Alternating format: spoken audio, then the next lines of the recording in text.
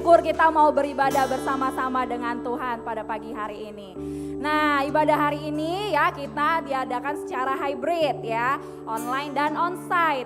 Saya menyapa buat semua ya, Bapak Ibu, Saudara-saudari, teman-teman yang juga ibadah live streaming di rumah dimanapun berada. Mari sama-sama kita bersuka di dalam Tuhan. Ya, ibadah hari ini akan dilayani oleh Pastor Tini. Saya menyarankan untuk mencatat karena itu pesan Tuhan yang penting buat kita ya kan? Oke, sekarang kita memuji Tuhan. Sebelum itu kita mau berdoa sama-sama. Mari kita bersatu dalam doa. Bapa, kami mengucap syukur Tuhan untuk kasih setiamu setiap harinya dalam hidup kami ya Tuhan. Pada hari ini Tuhan kami merayakan Paskah, kebangkitan-Mu Tuhan, kemenangan-Mu, dan kami mau rayakan itu bersama-sama dengan penuh sukacita yang daripada Tuhan. Kami mengundang Tuhan hadir bertahta atas setiap pujian penyembahan yang kami naikkan, biar kami semua dilayakan di dalam Tuhan. Terima kasih Bapa, terima kasih Roh Kudus. Kami serahkan ibadah hari ini ke dalam tangan-Mu ya Allah. Haleluya. Amin. Selamat ibadah. Shalom. Belum kedengaran suaranya. Shalom. Ayo kita percaya bahwa Tuhan kita sudah bangkit. Dari 2000 tahun lalu bahkan setiap hari Dia bangkit buat kita. Mari saya untuk bangkit berdiri. Kita mau berikan suara-suara yang terbaik buat Tuhan Allah kita. Sebab kita percaya hanya Engkau Tuhan. Engkau tiada tertandingi. Baik dulu, sekarang dan selama-lamanya. Engkau Allah yang mau kami puja dan kami sembah pada pagi hari ini.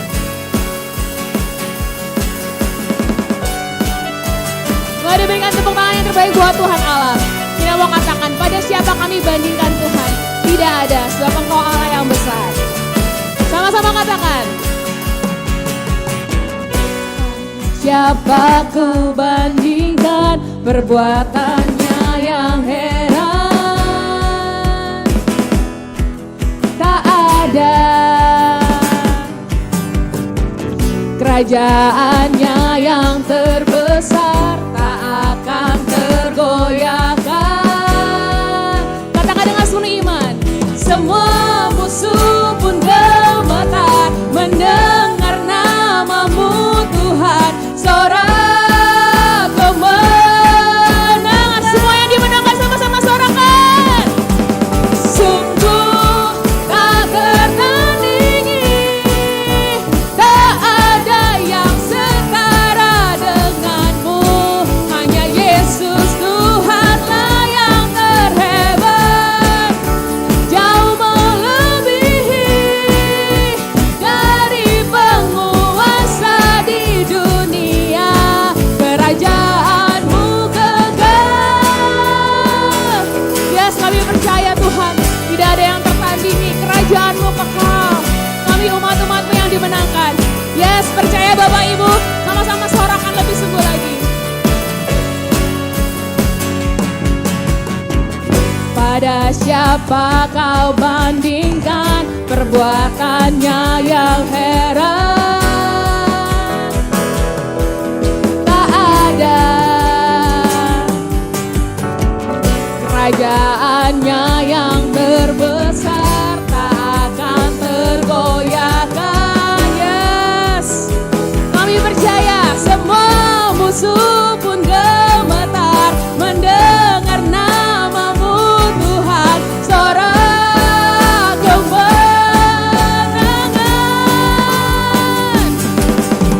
Sungguh tak tertandingi.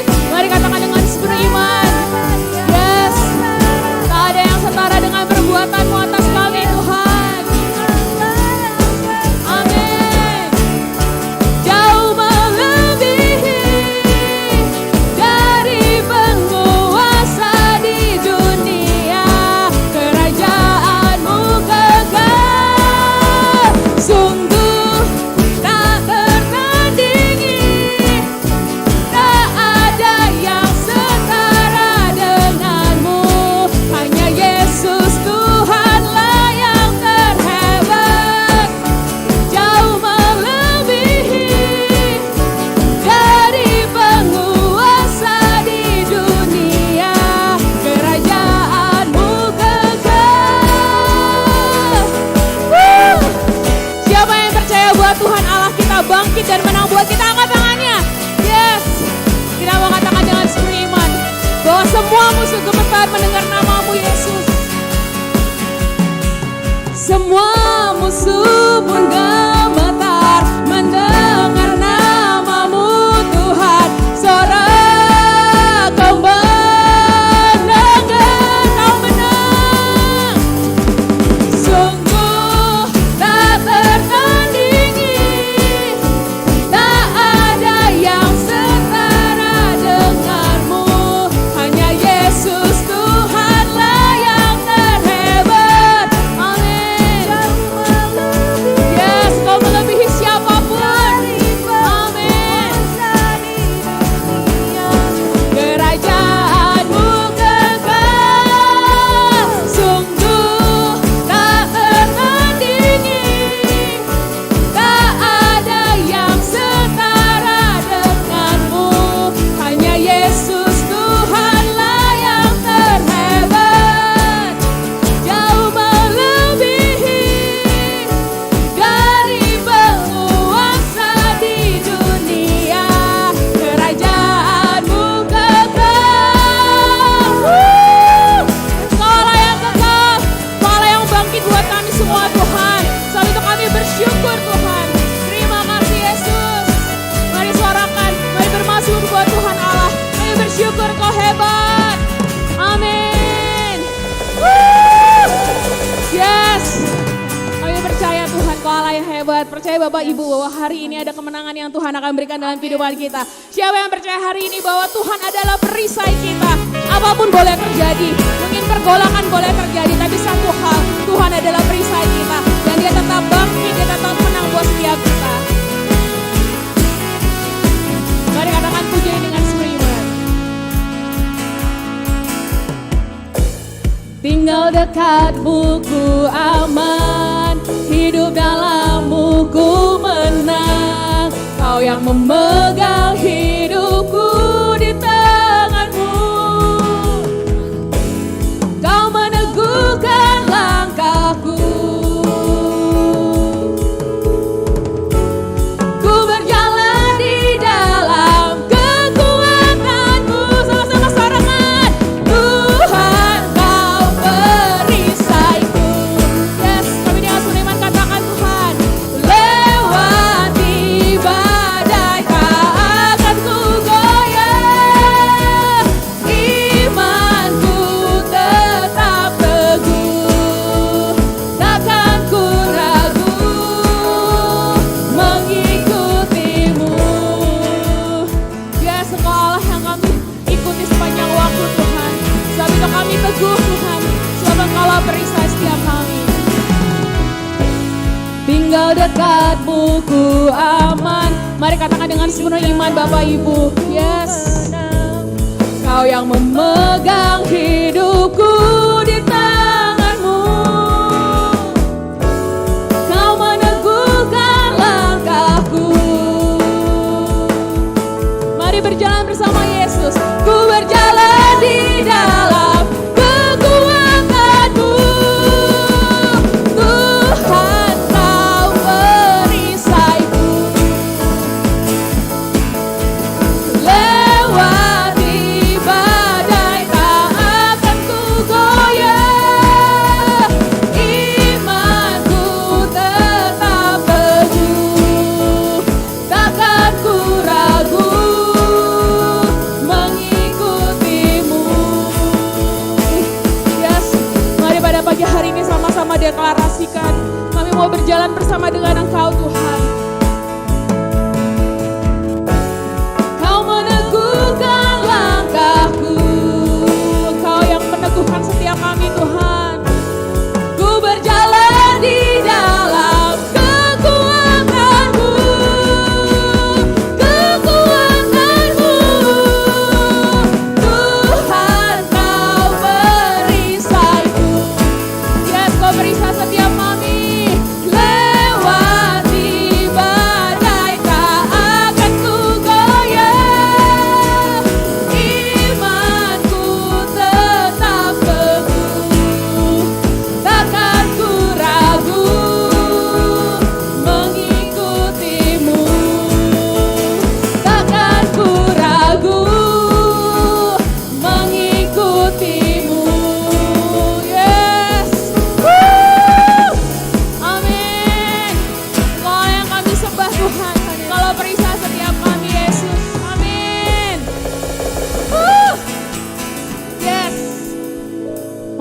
Bapak Ibu Saudara sekalian, kita percaya bahwa Tuhan Allah kita Allah yang luar biasa. Mari sama-sama kita persiapkan hati kita pada pagi hari ini. Mari kita ingat segala kebaikan Tuhan. Ketika pada pagi hari ini saya bangun, kemudian saya morning blessing, ada satu hal. Dalam morning blessing dikatakan ketika muridnya melihat dan dia baru percaya. Saya sendiri pun sadar saya sering seperti murid Yesus. Saya harus melihat dulu baru saya percaya. Tapi itu bukanlah suatu iman yang benar. Tetapi iman yang benar adalah akan pengenalan akan Tuhan Yesus. Bahkan saat mungkin saya nggak melihat apa yang akan terjadi di depan sana. Tapi satu hal yang saya percaya, Tuhan yang saya sembah, Tuhan yang saya percaya, Tuhan yang akan memampukan. Mungkin masa-masa di depan itu akan lebih sulit. Mungkin ada banyak hal yang akan terjadi. Kita nggak pernah tahu apakah mungkin akan lebih buruk daripada hari ini. Tapi satu hal Bapak Ibu, saya mau sama-sama kita mau kuatkan. Bahwa iman kita tumbuh dari pendengaran akan firman Tuhan. Kita nggak perlu melihat dari apa yang diberitakan. Tapi kita perlu percaya bahwa Tuhan pegang kendali atas setiap kehidupan kita. Dan itu cukup. Tuhan yang sama yang mampu memberikan air buat bangsa Israel. Tuhan yang sama yang sanggup memberikan air buat setiap kita. Mari sama-sama kita mau naikkan pujian ini. Engkau Allah yang sanggup Tuhan. Engkau Allah yang mampu.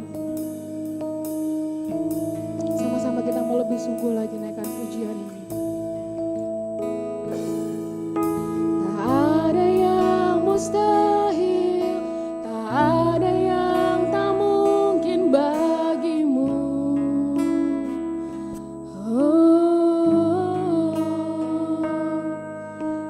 Melebihi semua yang pernah ku pinta kau berikan bagiku. Ku menyembahmu. Mari nyatakan pada pagi hari ini. Ku menyatakan dengan sepenuh iman, katakan. Sanggup mengubah tangisan menjadi tarian.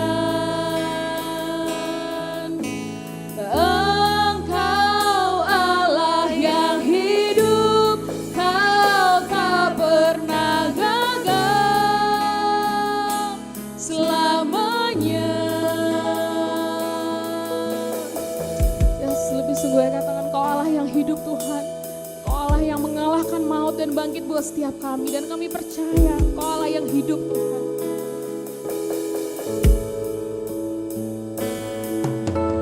Tak ada yang mustahil, tak ada yang tak mungkin bagimu.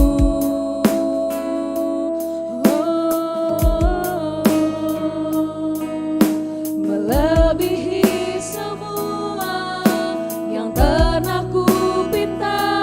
berikan. Yes, Kau selalu berikan yang terbaik buat setiap kami Tuhan.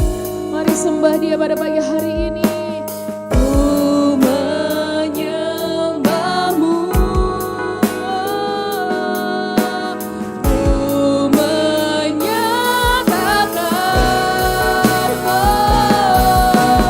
Engkau sanggup mengubah tangisan menjadi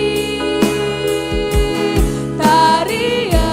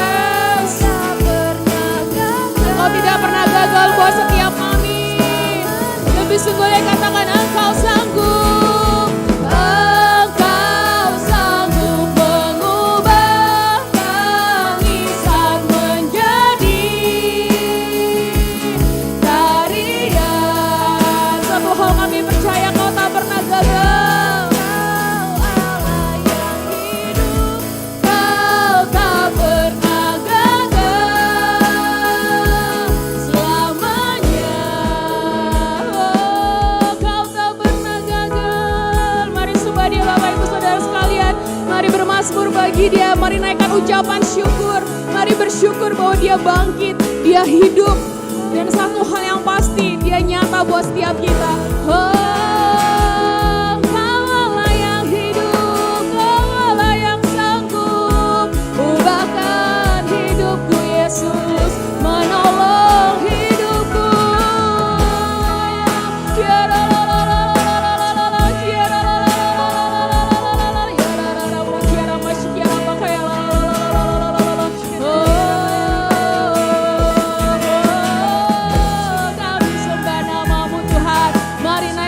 Ucapan syukur, mari bermazmur bagi dia. Yesus kami sembah, kami tinggikan, kami agungkan, kami muliakan. Yesus Tuhan, ya la la la la la la la la, kiara bos kiara pakai la la la la la la la la la, kiara la la la la la la la la la. Oh kami bersyukur Tuhan, terima kasih Yesus. Terima kasih Tuhan, Kau mati buat setiap kami. Terima kasih Tuhan, kebangkitan-Mu menyatakan keselamatan buat setiap kami. Dan itu cukup Yesus.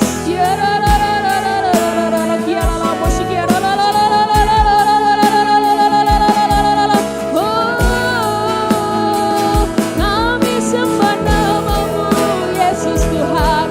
Kami tinggikan, kami agungkan, kami muliakan.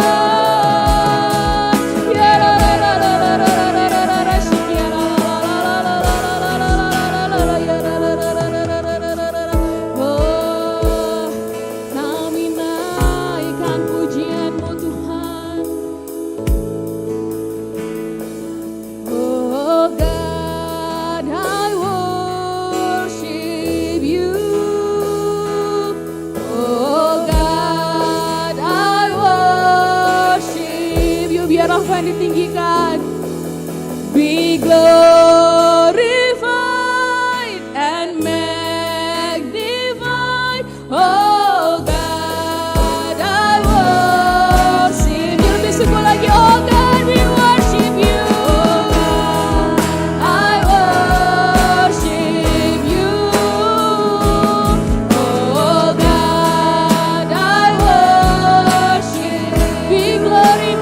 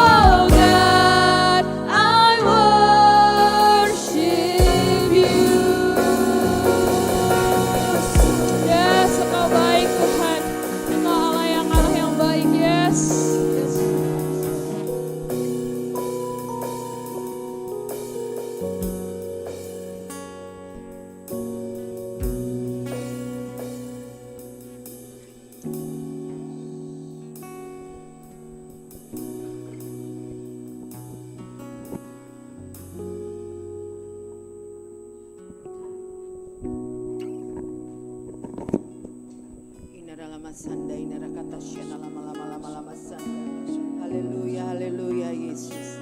Kami bersyukur Tuhan. Kami percaya Engkau bertahta di atas pujian dan penyembahan kami. Engkau hadir di tengah-tengah kami pada pagi hari ini. Terima kasih Tuhan Yesus. Engkau adalah Allah kami yang layak disembah dan ditinggikan. Kami kagum akan Engkau karena Engkau Allah yang begitu ajaib. Tuhan, pada pagi hari ini, di hari Paskah, Kami mau mengingat kembali betapa besar kasih-Mu. Berikan kami telinga seorang murid. Biarlah firman Tuhan yang kami dengar pagi hari ini merupakan sumber kekuatan baru. Bahwa Engkau Allah yang hidup, Engkau Allah yang sudah bangkit, Engkau Allah yang ada di dalam hati kami semua jemaat-Mu. Terima kasih Tuhan, kami siap mendengarkan firman Tuhan. Urapi hamba-Mu, biarlah firman Tuhan menjadi kekuatan baru di dalam hidup kami. Dalam nama Tuhan Yesus kami berdoa dan mengucap syukur. Haleluya. Amin. Silakan.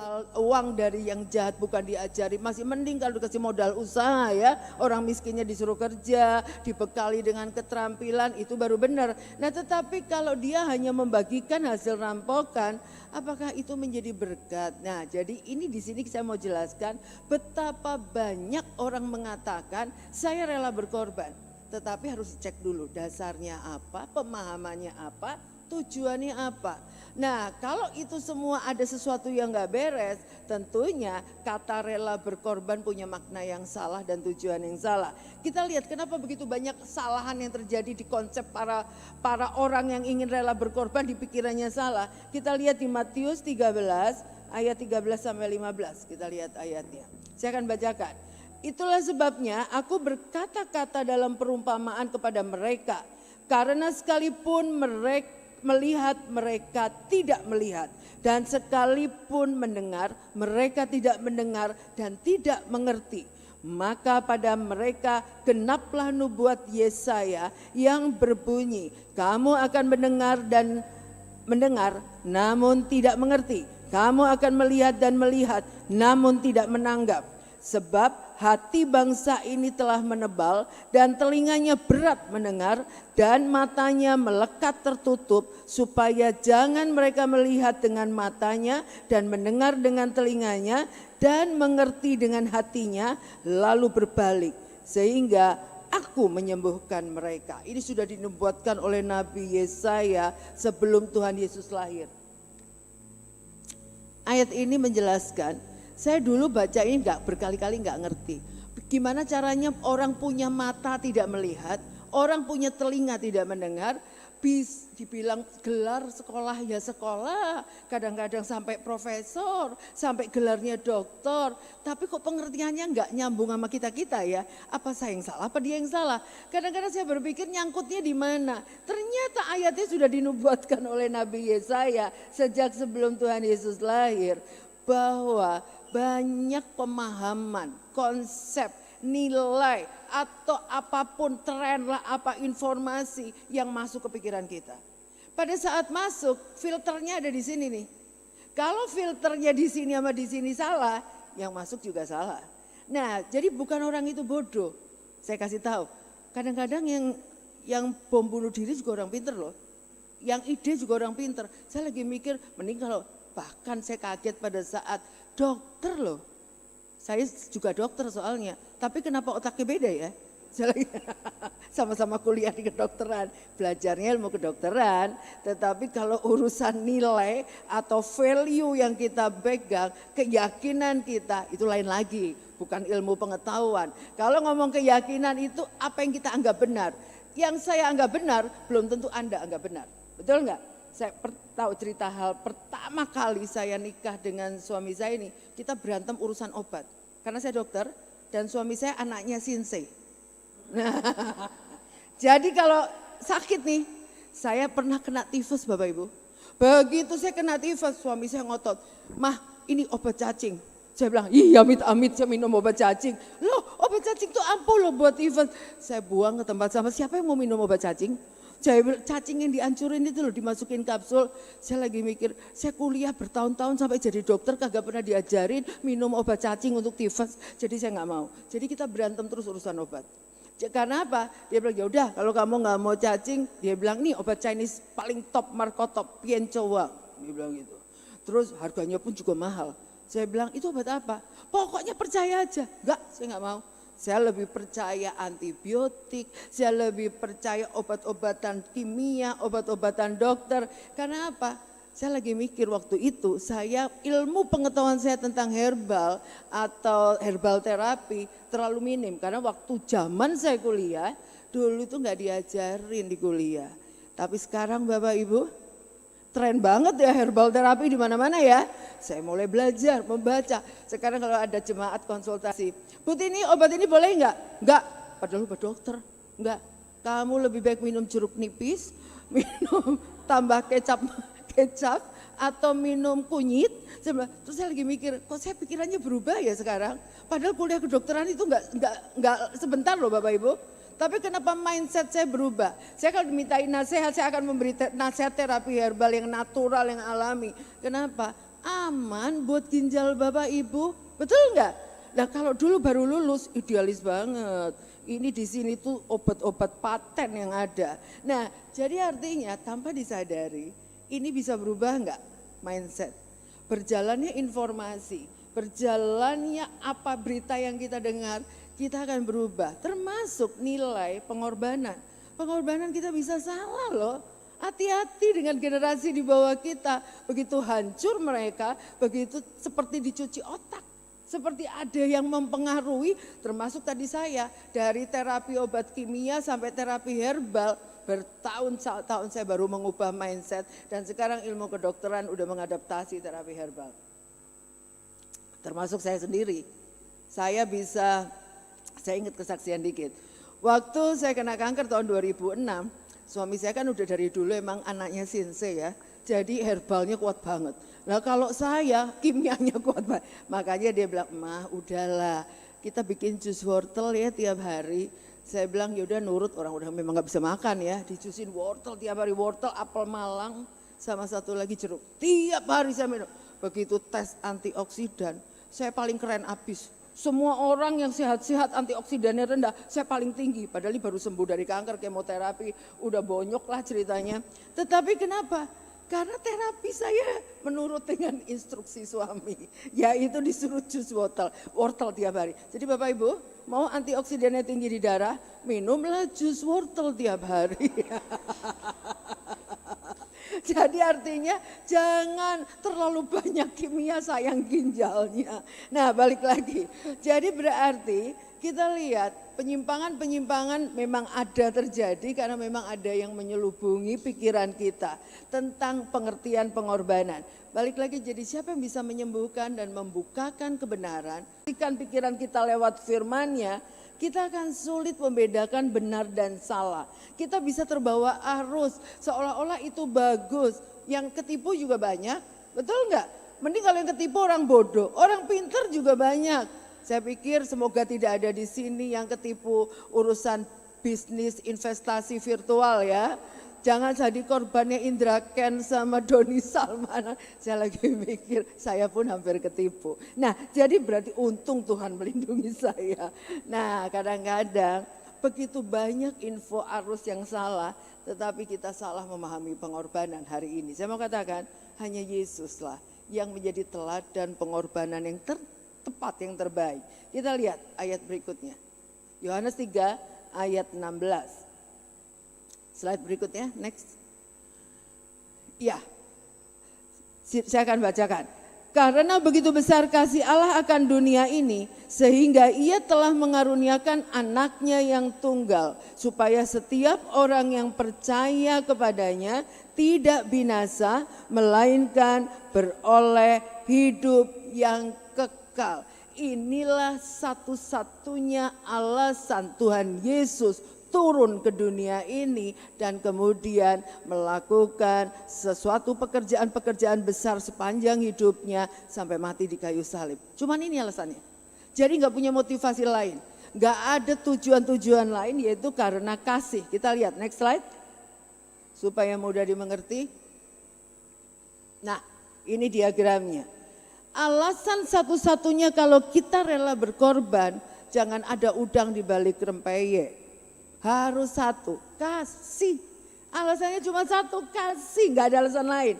Jadi karena kita memiliki kasih seperti Yesus punya kasih, Dia rela mengorbankan dirinya menjadi manusia. Nah, padahal meninggalkan kealahannya itu suatu hal yang berharga, tetapi Dia rela memposisikan dirinya. Jadi kalau ditanya apa makna dari sebuah pengorbanan, alasannya cuma satu. Jadi fondasi dari sebuah pengorbanan adalah kasih. Kalau kita punya motivasi lain, seperti tadi cerita anak kecil yang ditanya, kenapa kamu berani pasang bom bunuh diri? Karena langsung masuk surga. Itu namanya dia punya keinginan pribadi, saya mau masuk surga. Saya mau mati enak. Jadi dia pikir dengan bom itu sama. Jadi kembali lagi, kalau orang memahami pengorbanan adalah untuk aku dan untuk aku, itu adalah salah. Kasih itu bukan mengasihi diri sendiri saja, tapi mengasihi sesama. Tuhan Yesus waktu mati di kayu salib, enggak bawa seluruh bangsa Israel, yuk rame-rame yuk disalib, kan enggak kan? Nah kalau bom bunuh diri kan ceritanya lain. Dia sengaja pergi ke kerumunan orang, kemudian bomnya meledak, jadi matinya rame-rame. Nah tapi kalau Tuhan Yesus enggak, dia cukup mengorbankan dirinya sendiri supaya menggantikan engkau semua, kita semua umat manusia yang berdosa, saya pikul semua di saya supaya kamu tidak ikut mati. Dalam arti kita semua memperoleh kehidupan kekal. Jadi itu alasan rela berkorban yang Tuhan Yesus lakukan, itu pun harus kita lakukan. Kalau kita melakukannya alasannya kasih, ada motivasi yang satu tepat yaitu kasih tadi, itu pun Tuhan tidak pernah maksa. Enggak ada istilah kristenisasi. Kita semua melakukannya hanya menyampaikan. Tetapi pada saat orang itu melakukannya free will. Bebas memutuskan. Jadi jangan berantem urusan agama. Kenapa? Karena gak ada unsur paksaan. Kalau berantem itu artinya kita seolah-olah memaksakan kamu harus sama dengan pikiran saya. Sehingga kalau beda kita ribut. Nah itu namanya maksa.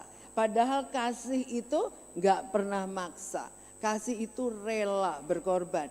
Oleh karena itu jangan sampai kita ingin menjadi pahlawan gara-gara pengorbanan kita. Ini motivasi yang salah dalam anak-anak Tuhan. Bisa saja kita rela berkorban, rela jadi volunteer, rela pelayanan. Supaya apa? Supaya orang memuji kita. Supaya orang mengucapkan terima kasih. Supaya orang mengatakan, wih hebat ya kamu melayani, berarti kamu cinta Tuhan ya. Bangganya minta ampun. Buang itu semua. Saya harus berdoa setiap hari untuk mematahkan kesombongan. Karena kalau motivasinya sudah salah, kita sudah tidak lagi murni dalam melakukan pengorbanan waktu, tenaga, pikiran. Jadi kalau kita mau murni dengan kasih, kita lihat gambar berikutnya. Yuk next slide. Iya, perhatikan gambar ini. Pada saat kita rela berkorban, sama seperti Tuhan Yesus rela berkorban, kita rela menjadi penyangga atau tangga supaya orang lain bisa tetap maju. Bukan kita yang maju, bukan kita yang ngetop, tetapi orang lain kita dorong untuk maju. Nah seperti gambar ini, jadi rela jadi tangga ya, tangganya patah. Yuk gambar berikutnya. Nah lihat gambar ini. Ya, kita tahu bahwa Tuhan Yesus mati di kayu salib untuk menyelamatkan kita. Enggak ada tujuan lain. Karena dia mengasihi kita. Sama seperti kita. Kita akan tetap kuat dengan firman Tuhan. Yang kita lawan siapa? Bukan darah dan daging. Yang kita lawan adalah panah-panah si iblis. Yang selalu bertubi-tubi setiap hari. Maka saya katakan di sini, hati-hati jadi orang Kristen ya, jangan santai.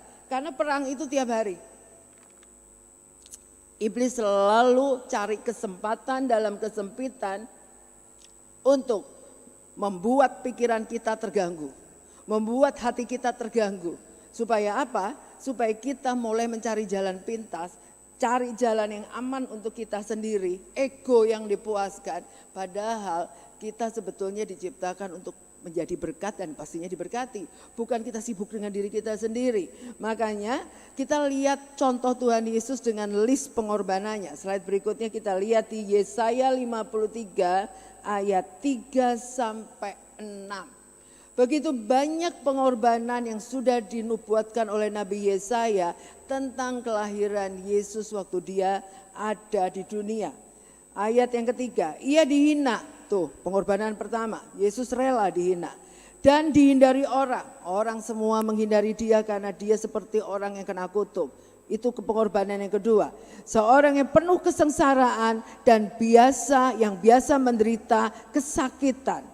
Jadi artinya di ayat 3 saja sudah ada 3 list penderitaannya. Pertama dihina, dihindari orang, dan kemudian menderita kesakitan. Itu udah list penderitaannya Yesus. Ayat berikutnya, sangat dihina sehingga orang menutup mukanya terhadap dia, dan bagi kita pun kita tidak masuk hitungan. Ayat yang keempat, tetapi sesungguhnya penyakit kita lah yang ditanggungnya dan kesengsaraan kita yang dipikulnya, padahal kita mengira dia kena tulah.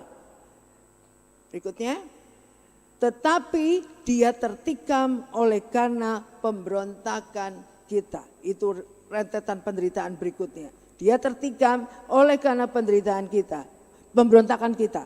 Dan kemudian dia diremukan oleh karena kejahatan kita. Ganjaran yang mendatangkan keselamatan bagi kita ditimpakan kepadanya, dan oleh bilur-bilurnya kita menjadi sembuh. Kita sekalian sesat seperti domba, masing jalannya, tetapi Tuhan telah menimpakan kepadanya kejahatan kita sekalian. Ayat ini menyebutkan begitu banyak penderitaan Yesus yang harus dia tanggung, bukan karena kesalahannya sendiri, tapi karena kesalahan kita. Barusan tadi saya tulis poin-poinnya, ada 7 listnya. Jadi kalau kita rela berkorban, bukan karena kita hebat, bukan karena kita mampu, bukan karena kita sanggup, tetapi karena kita mengasihi. Sudah, cuman itu aja. Kalau kita mengasihi, segala yang kita lakukan pun terasa ringan. Betul enggak? Kalau kita tidak mengasihi, mau sekalipun permintaannya kecil, melakukannya juga berat. Karena apa? Karena kita memang tidak tertarik, rasanya melakukannya terpaksa. Nah, oleh karena itu kalau Yesus mengasihi penderitaan segini banyak yang ada di Yesaya 53 ayat 3-6, Tuhan akan tetap melakukannya sampai finishing well. Dan dari sini kita bisa melihat, dari list penderitaan yang begitu banyak, Tuhan tidak pernah mati hanya untuk orang Israel. Tuhan mati untuk semua suku, bangsa, dan agama. Tuhan tidak pernah tanya kamu agamanya apa, atau kamu suku apa, atau kamu bangsa apa. Tetapi aku mengasihi engkau, makanya aku rela menanggung dosamu. Jadi itu yang dilakukan oleh Yesus. Gak pakai nanya-nanya dulu. Dan pada hari Paskah ini kita merayakan kebangkitannya, membuktikan bahwa dia keluar sebagai pemenang, yang artinya saya sudah menanggungnya, saya sudah mematahkan semua kuasa maut, sehingga saya keluar sebagai pemenang. Slide berikutnya kita lihat diagramnya supaya kita lebih mudah mengerti. Jadi tujuan dari Tuhan Yesus melakukan pengorbanan ada 3 yang akan kita bahas pada pagi hari ini. Tapi semuanya adalah pengorbanan Yesus, harusnya kita sebagai murid Yesus sekarang belajar. Kita belajar melakukan rela berkorban atau melakukan pengorbanan, jangan dengan motivasi yang salah. Ada 3 hal tujuan dari kita rela berkorban. Untuk karya keselamatan, yang kedua hidup untuk kebenaran, dan yang ketiga kuasa kebangkitan. Tapi ini semua tujuan utamanya adalah membuktikan bahwa Yesus adalah Tuhan. Kalau Yesus bukan Tuhan, buat apa kita capek-capek? Mubazir kan? Tetapi karena Yesus adalah Tuhan dan bukti itu terus ada sampai hari ini. Ingat Bapak Ibu, mujizat Tuhan tidak pernah berubah. Selalu ada sampai hari ini. Pasti Bapak Ibu yang belum mengalami mujizat, yang penting hidup sungguh-sungguh di dalam Tuhan. Pasti setiap hari ada perkara baru. Karena saya melihat begitu besar pertolongan Tuhan. Makanya kita bahas satu-satu supaya kita semakin mengerti. Pertama, karya keselamatan. Kalau kita rela berkorban sama dengan Yesus yang ingin menyelamatkan kita, kita pun harus rela melakukan pengorbanan untuk orang-orang di sekitar kita, keluarga kita, teman-teman kita, sahabat kita, supaya mereka mengerti soal keselamatan. Jangan sampai kita sendiri yang diselamatkan karena kita mengenal Yesus, sedangkan orang-orang yang kita kasih tidak mengenal Yesus dan tidak diselamatkan. Itu namanya egois, itu namanya bukan kasih. Kita lihat Kisah Para Rasul 4 ayat 12. Sudah ada di depan, silakan bapak-bapak, silakan baca. 1, 2, 3.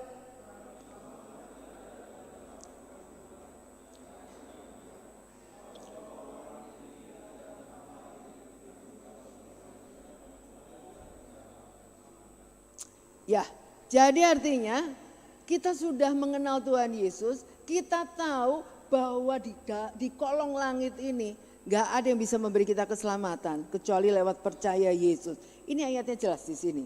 Lalu prakteknya kita mesti menyampaikan hal ini kepada sesama. Yang gak ngerti dan yang nanya. Yang gak ngerti dan yang nanya itu artinya mereka bingung. Nanti kalau udah meninggal kemana ya? Gak ngerti kan? Jadi dengan sabar, dengan kasih, kita membawa orang sekitar kita yang tidak mengerti untuk mengenal Yesus, bukan mengikut keputusan Dia. Kita memberitahu. Jadi kita punya nama-nama orang-orang yang kita bawa dalam doa tergantung dari Roh Kudus ngingetin. Saya ingat pernah kejadian udah lama sih, salah satu tapi ini sangat berkesan sampai hari ini. Pengorbanannya dalam bentuk apa? Satu hari saya pulang kerja. Badan udah capek, hari itu pasien banyak. Saya udah rasanya ngebayangin, aduh enaknya mandi kaki selonjor rebahan. Nikmat rasanya kalau udah capek gitu ya. Sudah kebayang-bayang cepetan pulang, mandi air hangat, tidur rebahan. Di tengah jalan mobil saya udah masuk deket depan rumah saya, ternyata ada teman saya di situ. Butini, saya tumben dia main ke rumah, nggak diundang kok datang ke rumah, nggak bikin janji. Saya tanya, ada apa Bu? Yuk kita kunjungan sebentar. Kunjungan, baru mau rebahan ya. Saya lagi bilang, Bu besok ya, saya bilang gitu. Hari ini capek banget, pasiennya banyak. Oh nggak bisa Butini please, sekarang. Jujur kalau udah gitu, mau nawar besok aja, bukannya nggak mau loh, nunda, besok ya. Terus dia bilang gini, Butini, orang ini sakit kanker, stadium terminal, sudah dipulangin dari rumah sakit. Tolonglah, kita nggak tahu umurnya sampai kapan. Yuk kita doain, dia belum kenal Yesus. Saya bilang, ya tapi kan dalam hati nih, nggak mati besok ya Tuhan ya. Besok ya kunjungannya ya, dalam hati nih, nggak mati besok ya. Kayak saya yang tahu aja matinya kapan. Padahal saya kan nggak tahu. Tapi saya nawar, Tuhan capek besok ya. Biasa kedagingan kita menuntut kita untuk tidak mau berkorban. Nah apa yang terjadi? Ibu ini semangat.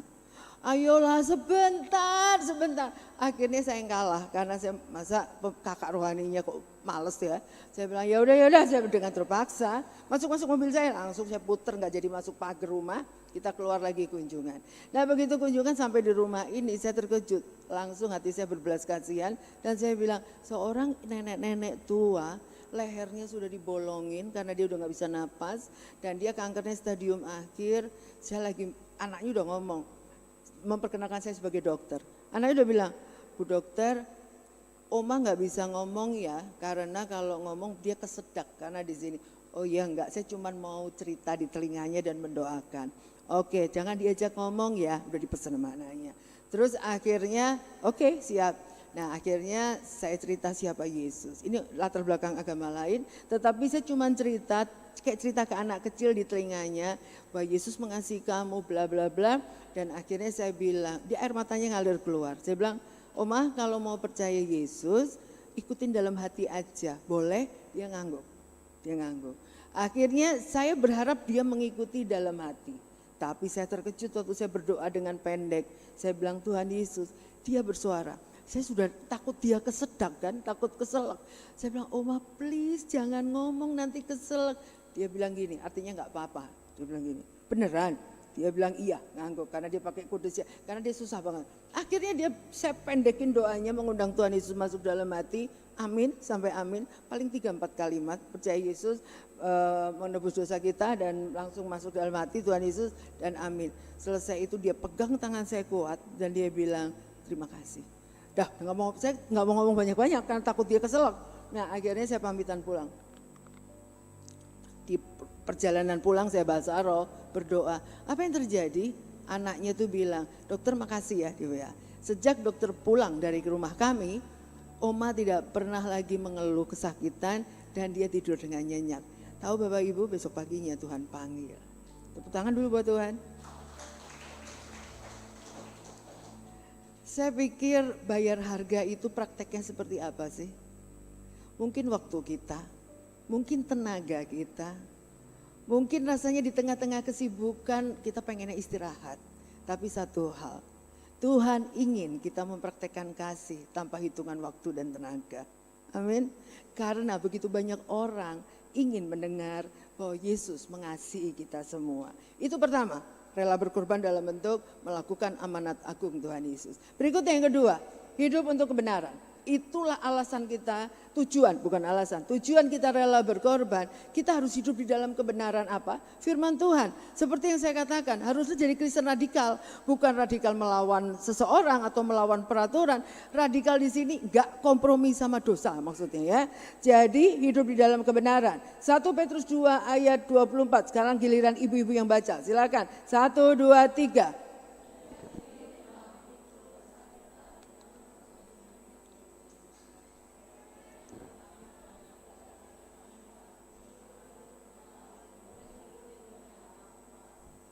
Amin. Jadi kalau kita sudah ditebus dengan darahnya yang mahal, Yesus sudah membayar lunas. Makanya yang kedua ini adalah kita jangan pernah kompromi dengan dunia ini yang menawarkan hal-hal yang menggiurkan. Hiduplah di dalam kebenaran. Jadi katakan ya di atas ya dan tidak di atas tidak. Jangan pernah berdiri di area abu-abu. Karena apa? Tuhan paling marah dan memuntahkan kita kalau kita tidak bisa menyikapi dengan benar. Jadi nggak ada di tengah. Di dunia ini cuma ada dua yang mau disembah, yaitu Tuhan dan iblis. Nggak bisa kita sehari ini nyembah Tuhan, besok nyembah iblis, nggak bisa. Jadi kalau mau nyembah tuh pilih salah satu, nggak bisa tanggung-tanggung, kesana ngikut, kesini ngikut, arusnya, trennya, modenya lagi apa, kesana ngikut, nggak bisa. Kita harus tetap kebenaran firman Tuhan lah yang kita pegang. Meskipun memang gak enak. Gak enaknya adalah banyak hal kita tertarik tetapi kita ngerem. Ngeremnya apa?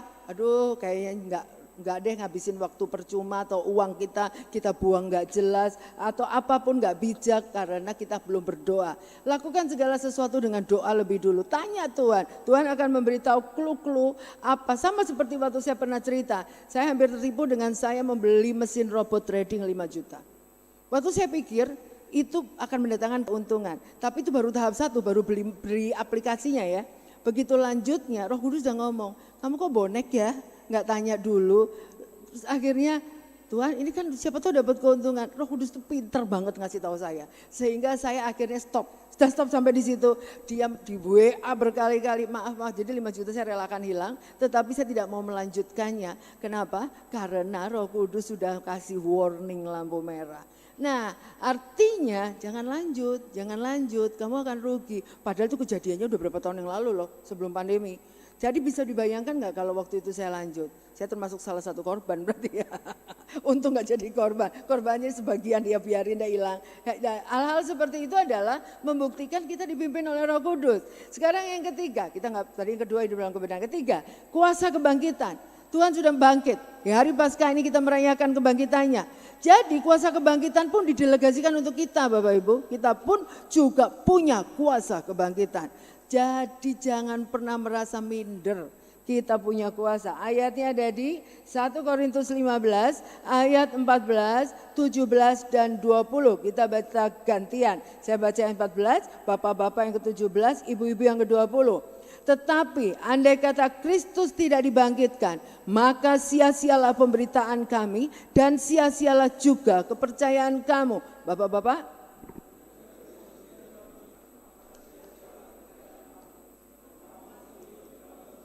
Ibu-ibu.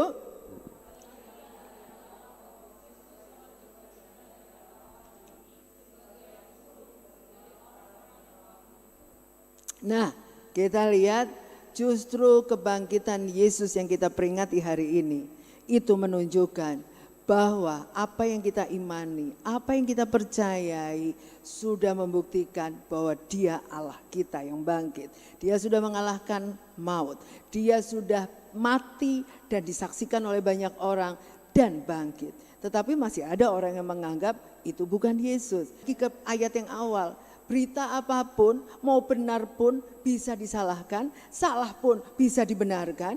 Karena apa? Karena memang ada yang nutupin. Jadi kalau enggak kenal Yesus, kita tidak akan pernah dibukakan yang asli benar itu yang mana.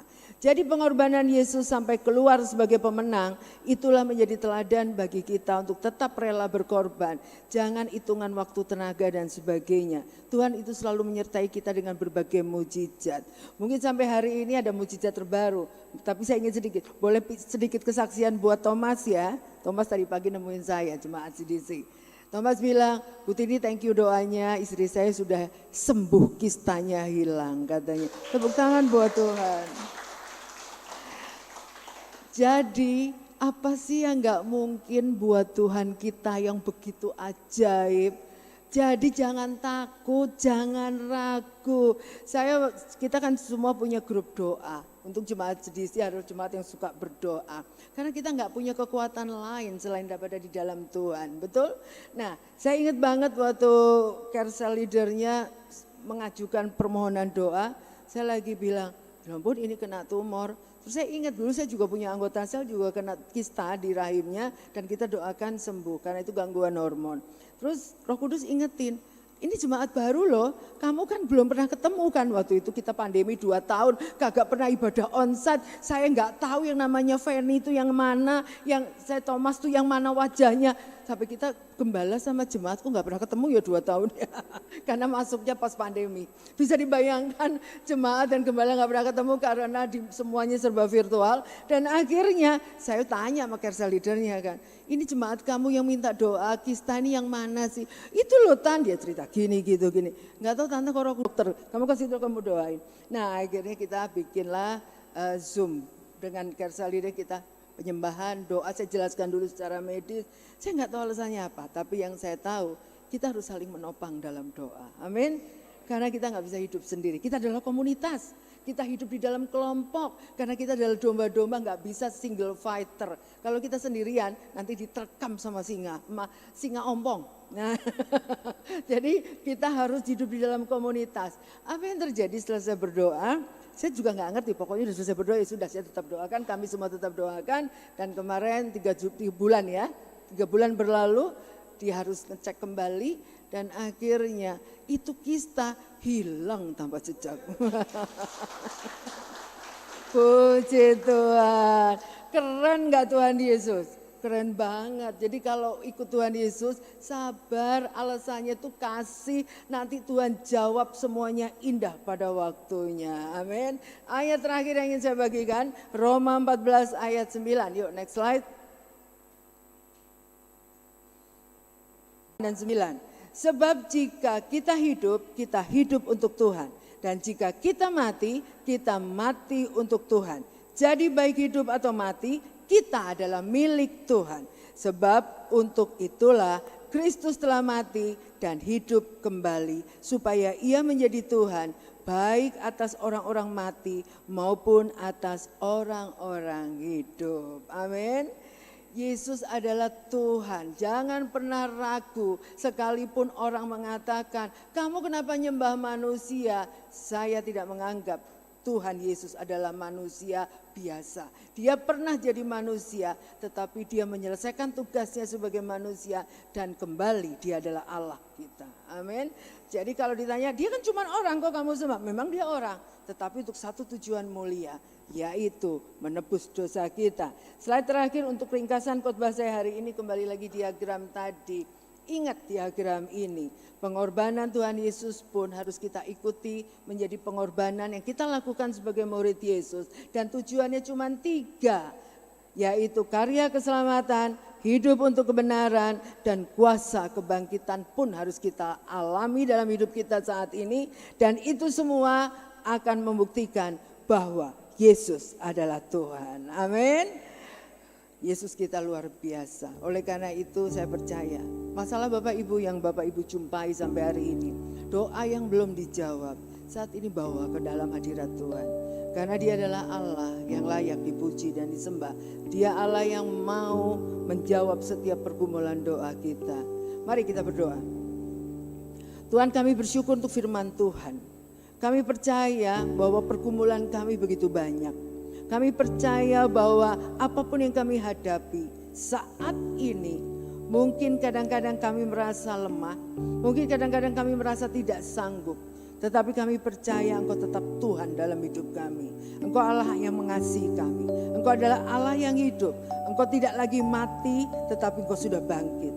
Pada hari Paskah ini, iman percaya kami bukan karena kami melihat, tetapi karena kami percaya bukti penyertaan-Mu nyata sampai hari ini bagi hidup kami. Berkati jemaat, kami percaya biarlah jemaat diberikan kekuatan.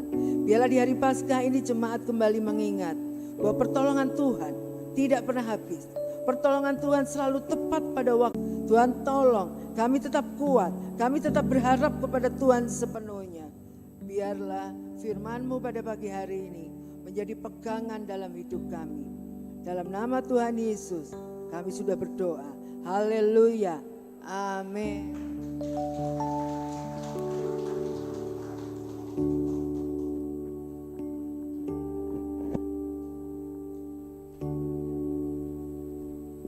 Cek, oke. Wah, sungguh firman Tuhan yang memberkati, amin. Luar biasa ya, siapa yang diberkati? Semuanya dong, oke. Terima kasih sudah mengikuti ibadah onsite CDC dan juga live streaming bagi yang di rumah.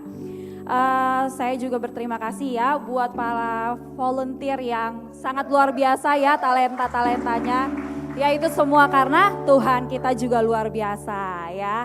Oke, kita mau menyambut Bapak Ibu Saudara-saudari yang baru pertama kali hadir di CDC. Ada? Kalau ada silahkan lambaikan tangannya. Selamat datang, welcome home. Oke, bagi Bapak Ibu yang ada pergumulan doa, nanti Bapak Ibu bisa pula setelah selesai ibadah bisa didoakan bersama-sama dengan tim doa kami yang ada di pojok sebelah sana ya, di sudut sebelah sana. Oke, selanjutnya kita ada ibadah minggu depan 24 April hybrid. Akan dilayani oleh Pastor Andi Arifianto ya. Itu jam 9 untuk ibadah umum, jam 11 untuk Eros yang remaja dan pemuda ya. Di tempat ini juga akan ada ibadah onsite juga ya sama Pastor Krisnanto di Bogor, GICDC Bogor jam 9 pagi ya. Harap jemaat tetap datang ya, kita mau sama-sama datang beribadah kepada Tuhan. Oke, selanjutnya jangan lupa juga kita punya CDC Kids ya. Itu setiap hari Sabtu jam 5 sore ya. Itu keren banget ya gimana anak-anak kita bertumbuh di dalam Tuhan ya di masa-masa seperti ini. Jadi jangan lupa diikut sertakan anak-anak kita ya. Oke, selanjutnya mari kita sama-sama dukung doa buat pergumulan dan doa bangsa negara. Ayo sikap berdoa. Bapa, selamat pagi, kami mengucap syukur Tuhan buat kasih setiamu yang saat ini sedang sakit gangguan tulang belakang, sinusitis, sakit TB, bisul Tuhan, juga gangguan ginjal. Bagi jemaat kami juga yang saat ini sedang sakit tumor di paru-paru, yang sedang menjalani kemoterapi untuk kanker kelenjar getah bening, juga kanker payudara. Kami berdoa dengan sepakat, bilur-bilur-Mu Yesus menyembuhkan setiap jemaat kami Bapak. Di dalam nama Tuhan Yesus, semua tim medis, pengobatan yang dilakukan Tuhan, kami percaya kuasa-Mu menyertainya Tuhan Yesus. Segala dana-dana yang dibutuhkan untuk masa pemulihan, kami percaya Tuhan cukupkan dalam nama Tuhan Yesus. Kami berdoa juga Tuhan bagi anak-anak jemaat kami yang mengalami gangguan tumbuh kembang. Kami percaya Tuhan kalau Tuhan izinkan mereka hadir dalam satu keluarga. Bukan satu kebetulan tapi rencana-Mu terjadi atas masa depan mereka Tuhan. Mereka dimenangkan Tuhan Yesus.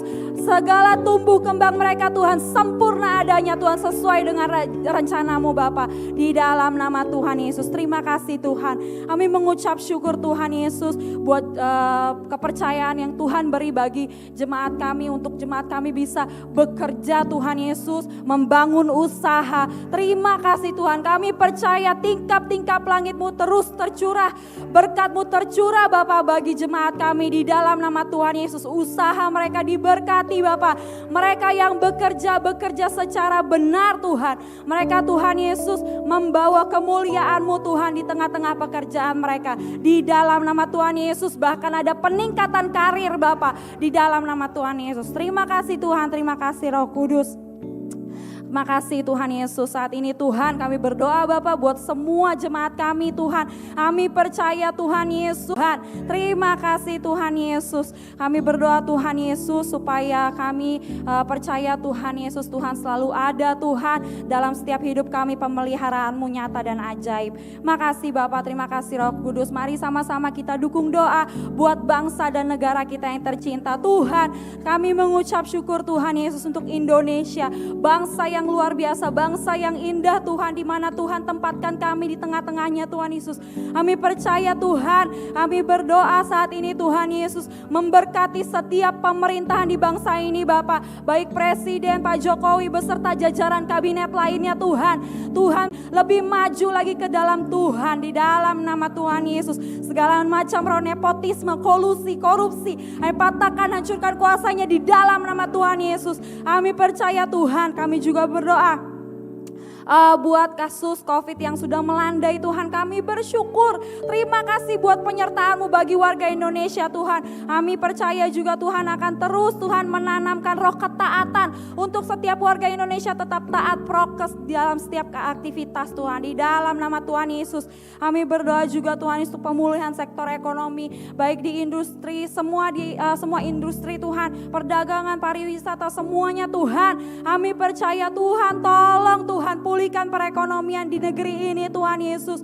Biar Tuhan semuanya semakin membaik, semakin terkendali Tuhan Yesus. Kami percaya Tuhan Yesus lapangan pekerjaan juga boleh terbuka dimanapun Tuhan. Sehingga banyak Tuhan Yesus jemaat-Mu juga warga Indonesia ini Tuhan boleh bekerja Tuhan di dalam nama Tuhan Yesus. Terima kasih Bapak. Kami berdoa Tuhan khususnya buat TNI dan Polri Tuhan. Tuhan beri kesatuan hati supaya bisa menjaga keamanan bangsa ini Tuhan Yesus. Keharmonisan bangsa ini Tuhan. Di dalam nama Tuhan Yesus kami sepakat berdoa. Haleluya. Amin. Nah sekarang kita tiba saatnya untuk memberi. Tuhan memberkati kita mau berkati kerajaan Allah di muka bumi ini ya kan. Nah ya nanti persembahannya bisa Bapak Ibu masukkan ke dalam amplop yang sudah tersedia di setiap bangku. Ya nanti amplopnya dimasukkan ke dalam box persembahan setelah pulang ibadah, setelah selesai ibadah ya. Atau Bapak Ibu bisa langsung transfer ke rekening BCA atas nama GICDC. Atau di setiap punggung bangku kursi Bapak Ibu ya, di hadapan Bapak Ibu semuanya itu ada QR code. Jadi nanti Bapak Ibu semua bisa scan aja, terus nanti tinggal kirim gitu ya. Oke, kalau Bapak Ibu ada pergumulan doa juga bisa kita dukung doa. Nanti Bapak Ibu bisa tulis, terus nanti Bapak Ibu bisa masukkan tulisannya itu kertasnya di box permohonan doa di dekat pintu keluar di sebelah sana ya. Oke deh. Nah terus kita ini percaya ya, kita kan tadi kata Pastor ini komunitas ya, itu penting banget ya kan. Nah jadi kita butuh carousel ya. Siapa yang sudah terlibat di dalamnya? Ya itu adalah salah satu cara kita mengalami Tuhan ya kan. Nah di dalam carousel ini kita bisa saling bertumbuh ya dalam pergumulan. Jadi nggak bergumul sendirian tapi bergumul bareng-bareng ya kan. Nah itu nanti Bapak Ibu bisa ikut terlibat di dalamnya sesuai dengan usia dan juga jamnya ya. Ada nomor carousel leadernya ya, nomor handphone, tinggal hubungin. Atau nanti kalau Bapak Ibu baru tinggal tunjuk tangan aja nanti ya, saya baru, nanti kita samperin deh ya kan. Nah oke, jadi jangan lupa terlibat di dalamnya ya. Sekali lagi saya ucapkan selamat datang di GICDC, welcome home. Always remember to stay healthy, keep connecting, and see you next week.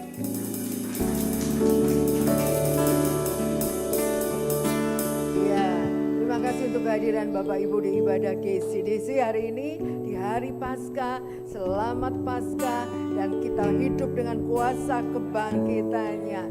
Saya undang Bapak Ibu semuanya bangkit berdiri. Kita akan memuji Tuhan. Haleluya.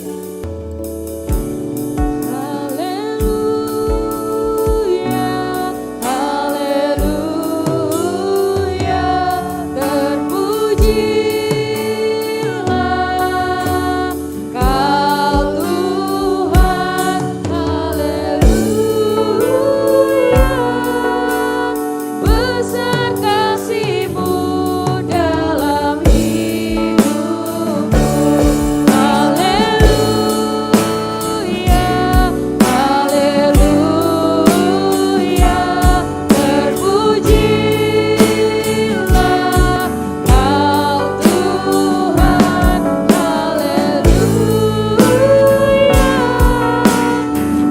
besar kasih-Mu dalam hidupku.